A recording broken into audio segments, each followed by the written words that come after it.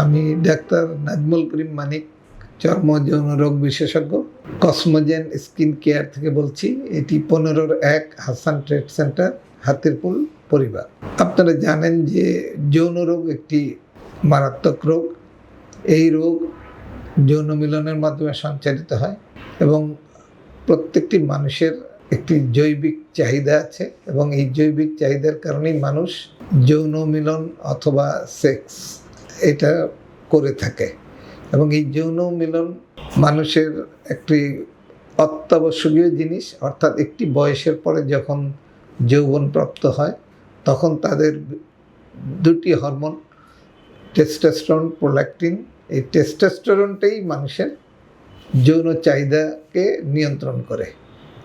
এই যৌন চাহিদা একটি নির্দিষ্ট বয়সের পর প্রত্যেকটি মানুষেরই, ছেলে অথবা মেয়ে, তাদের জৈবিক চাহিদার কারণে এটি বিশেষ প্রয়োজন এবং এই জন্যই সামাজিকভাবে আপনারা জানেন যে মানুষকে বিয়ে দেয়া হয়, বিয়ে করে এবং এই বিয়ের পরে এটা একটি নিত্য নৈমিত্তিক বিষয়।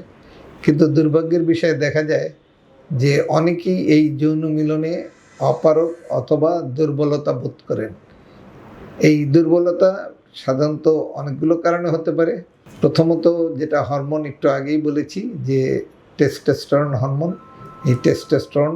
আরেকটা, অনেক সময় দেখা যায় যে মানুষের নিরাসক্ত একটা ভাব, অর্থাৎ একই পার্টনারের সাথে দীর্ঘদিন অবস্থান করার ফলে দেখা যায় যে তার ভিতর একটি নিষ্ক্রিয় ভাব অথবা আসক্তি অথবা চাহিদাটা কমে যায়, ফলে যৌন দুর্বলতা দেখা যায়। এর ফলে দাম্পত্য জীবনে বা সংসার জীবনে অশান্তি দেখা দিতে পারে। এই কারণে যাদের যৌন দুর্বলতা আছে তাদের অবশ্যই চিকিৎসা নেওয়া উচিত। এটি 3 ধরনের হয়ে থাকে। একটি হলো উত্থানজনিত সমস্যা, অর্থাৎ তার যৌন মিলনের আগে যে আকাঙ্ক্ষার ফলে তার যে লিঙ্গ উত্থান, সেই উত্থানই হচ্ছে না। অনেক কারণ থাকতে পারে, তার মধ্যে ডায়াবেটিস একটি অন্যতম কারণ। ব্লাড প্রেশার অথবা হৃদরোগ থাকলে তাদেরও দেখা যায়, অথবা ওই যে একটু আগেই বলেছি যে পার্টনার যদি দীর্ঘদিন পুরনো হয়ে গেলে দেখা যাচ্ছে সঙ্গীর প্রতি একটা নিরাসক্ত ভাব বা আসক্তিহীনতার কারণেও তার উত্থানজনিত সমস্যা হতে পারে। এই যৌন উত্থানটা সাধারণত হয় মানুষের মস্তিষ্কে নাইট্রিক অক্সাইড নামক এক ধরনের অ্যামাইন থাকে। সেই অ্যামাইন সেই মস্তিষ্কে নিঃসৃত হয়, সে গিয়ে অ্যাসিটাইল কোলাইন নামক একটা তৈরি করে। সেই অ্যাসিটাইল কোলাইন নির্দিষ্ট অঙ্গে গিয়ে, বিশেষ করে পুরুষাঙ্গে যে রক্ত সঞ্চালন সেটাকে বাড়িয়ে দেয়। রক্ত সঞ্চালন বাড়িয়ে দিলেই আবার সেখানে 5-ফসফোডাইএস্টেস ইনহিবিটর নামক এক ধরনের এনজাইম থাকে। সেই এনজাইম আবার যে রক্ত নালীগুলো থাকে সেই নালীগুলোর ছিদ্রকে বড় করে দেয়, ফলে একটু পরে দ্রুত আবার ওই এনজাইম বের হয়ে চলে আসে, ফলে নিস্তেজ হয়ে যায়। এটাই হলো এই যৌন মিলনের মূল রহস্য বা কার্যপ্রণালী। তো এখন যাদের উত্থানজনিত সমস্যা হয় তখন আমরা তাদেরকে এই যেই সব ওষুধ প্রয়োগ করলে এই নাইট্রিক অক্সাইড অ্যামাইনটা খুব দ্রুত মস্তিষ্কে কাজ করতে পারে এবং পুরুষাঙ্গে রক্ত সঞ্চালনটাকে বাড়িয়ে দিতে পারে, সেই চিকিৎসা আমরা সাধারণত দিয়ে থাকি। এটার প্রথমে আমরা দিই ওষুধ। যেসব ওষুধে আপনারা জানেন যে ভায়াগ্রা নামে যখন আবিষ্কার হয়েছিল সারা বিশ্বে একটা সাড়া পড়ে গিয়েছিল। ভায়াগ্রা সিলডেনাফেন সাইট্রেট, এই সিলডেনাফেন সাইট্রেটটাই সেই মস্তিষ্কে কাজ করে নাইট্রিক অক্সাইড অ্যামাইনের প্রবাহ বাড়িয়ে দেয়। প্রবাহ বাড়িয়ে দিলে সেখানে স্টিমুলেশন দিয়ে, সেই স্টিমুলেশন গিয়ে পেরিফেরি অর্থাৎ পুরুষাঙ্গে রক্ত সঞ্চালনটাকে বৃদ্ধি করে। যতক্ষণ রক্ত পুরুষাঙ্গের রক্তনালীতে অবস্থান করবে ততক্ষণ উত্থান থাকবে। কিন্তু যখনই এই বাধাগ্রস্ত হয়, অর্থাৎ কোনো শিরা উপশিরায় যদি রক্ত সঞ্চালনটা বাধাগ্রস্ত হয় অথবা এই অ্যামাইনটা কম তৈরি হয়, তখনই দেখা যাচ্ছে উত্থানজনিত সমস্যা। ডায়াবেটিস, ব্লাড প্রেশার, এগুলো বিভিন্ন কারণে এই সমস্যাগুলো হতে পারে। আর যদি কোনো সঙ্গীর প্রতি দীর্ঘদিনের একসাথে থাকার ফলে অথবা কোনো কারণে যদি অপছন্দ হয় বা ভালো না লাগলে, তখন দেখা যাচ্ছে যে এই নিষ্ক্রিয়তা বেড়ে যায় এবং উত্থানজনিত সমস্যা দেখা দেয়। এই ক্ষেত্রে আমরা একটু আগে যে চিকিৎসাটা বললাম, এই চিকিৎসাটা দিয়ে থাকি এবং এটা জানার জন্য আমরা এক ধরনের পরীক্ষাও করে থাকি। ডায়াবেটিস, তারপরে রক্ত সঞ্চালন বা অন্যান্য পরীক্ষার সাথে সাথে আমরা একটা পরীক্ষা করি, সেটাকে বলি কালার ডপলার অফ পেনিস। পুরুষাঙ্গে রক্ত সঞ্চালনটা ঠিকমতো হচ্ছে কিনা এটা দেখার জন্য পেপাভেরিন নামক এক ধরনের ইঞ্জেকশন আছে, সেটা প্রয়োগ করে আমরা ওই উত্থানটা অথবা তার রক্ত সঞ্চালন পুরুষাঙ্গে ঠিকমতো হচ্ছে কিনা সেটা দেখতে পাই। যদি সেখানে বাধাগ্রস্ত হয় তাহলে সেটারও চিকিৎসা করতে হয়। আর উত্থানের জন্য যেসব ওষুধ আছে, চিকিৎসা আছে, আমরা সেগুলো প্রয়োগ করে তার এই সমস্যাটা সমাধান করতে পারি। এরপরে যেটা আসে প্রিম্যাচিওর ইজাকুলেশন, অর্থাৎ খুব দ্রুত বীর্যস্খলন। অনেক সময় দেখা যায় রোগীরা বলতে থাকে যে আমার লিঙ্গ উত্থান হচ্ছে ঠিকই, কিন্তু লিঙ্গ মেলামেশা শুরুর সাথে সাথেই আমার বীর্য বের হয়ে পুরুষাঙ্গটা নিস্তেজ হয়ে যাচ্ছে।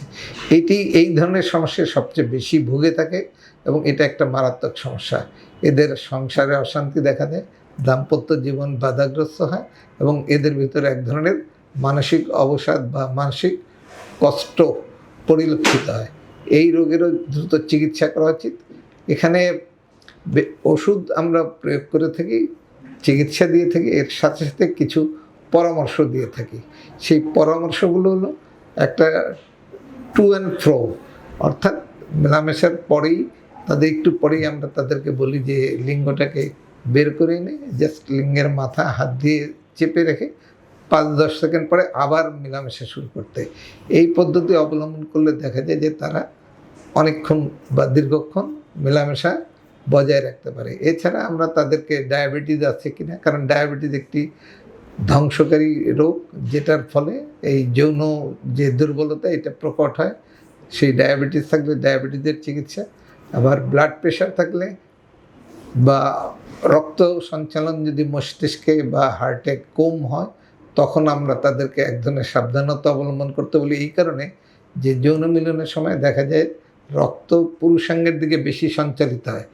যাদের হৃদরোগ আছে, যাদের ব্লাড প্রেশার আছে বা যাদের মস্তিষ্কে রক্ত সঞ্চালন কম হয়, ফলে ওইসব এলাকায় রক্ত সঞ্চালন কম হওয়ার ফলে তাদের হার্ট অ্যাটাক হওয়ার ভয় থাকে, তাদের মস্তিষ্কে স্ট্রোক করার ভয় থাকে।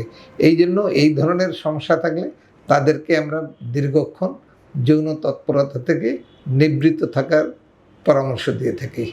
আরেক ধরনের যৌন দুর্বলতা আছে যেটা খুব কম পরিলক্ষিত হয়, অর্থাৎ দীর্ঘক্ষণ যৌন মিলনের পরেও তাদের বীর্যস্খলন হয় না।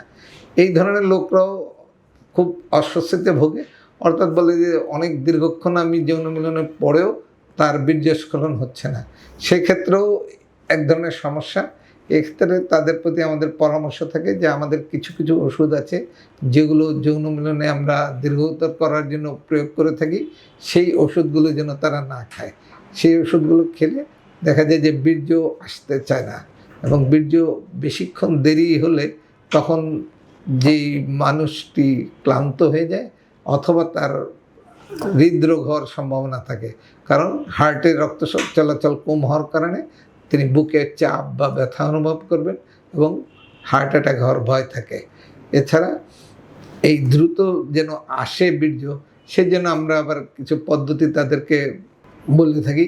যেমন মেলামেশার পরে যদি বীর্য না আসে তখন সেই মানুষটিকে আমরা পরামর্শ দিই যে আপনার পার্টনারকে হস্তমৈথুন অথবা অন্য কোনো পদ্ধতিতে বীর্যটাকে যেন চলে আসে সেই ব্যবস্থা করতে, এবং বীর্যটা যেন ওই মহিলার যৌনাঙ্গের কাছাকাছি ফেলতে পারে সেই ব্যবস্থা করে। এইভাবে দেখা যায় যে সে একটা তৃপ্তি পেতে পারে এবং তার বীর্য যে বের হয় না বা অনেক দেরি হয় সেটা আরেকটু তাড়াতাড়ি অথবা বীর্য বের হওয়ার সম্ভাবনা তৈরি হতে পারে।